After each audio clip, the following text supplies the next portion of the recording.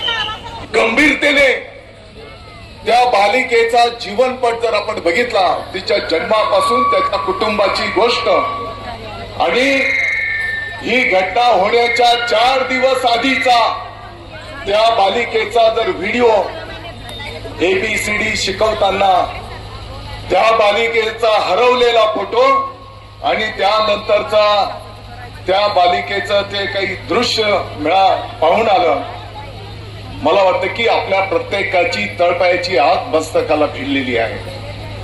आणि म्हणून इतक्या गांभीर्याने माननीय मुख्यमंत्री महोदय, माननीय उपमुख्यमंत्री महोदयांनी संपूर्ण महाराष्ट्राने या घटनेची दखल घेतली गेलेली असताना मला मालेगावकरांच्या निदर्शनास आणून द्यायचं आहे. काल त्या आरोपीची पोलीस कोठडी संपत असताना आपले वरिष्ठ DYSP भाविस्कर यांनी पोलीस कोठडी न मागता त्या आरोपीसाठी मॅजिस्ट्रेट कस्टडी MC मागण्याचा प्रयत्न त्या ठिकाणी केला. या गोष्टीचा मी जाहीरपणे निषेध करतो, तुमचा धिक्कार करतो. एकीकडे माननीय मुख्यमंत्री महोदय, माननीय उपमुख्यमंत्री महोदय, संपूर्ण महाराष्ट्राची जनता त्या आरोपीला फाशीची शिक्षा झाली पाहिजे म्हणून आपण पाठपुरावा करतो आहोत. आणि दुसरीकडे आपले DYSP त्या आरोपीला पाठीशी घालण्याचं काम करतात. मला वाटतं की डोंगराळे आणि मालेगाव तालुक्याला बदनाम करण्याचं हे कुटील कारस्थान आहे.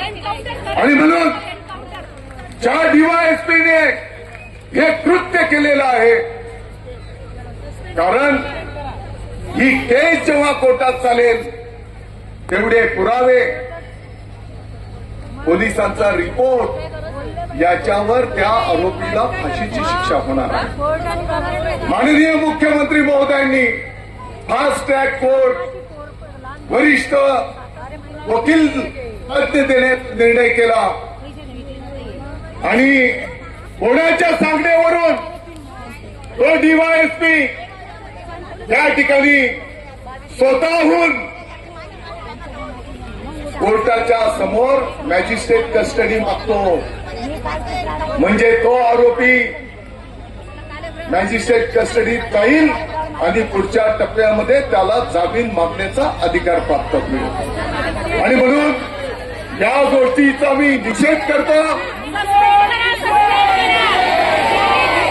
मालेगावचे आपले सर्व वकील महोदय कोर्टामध्ये उपस्थित झाले.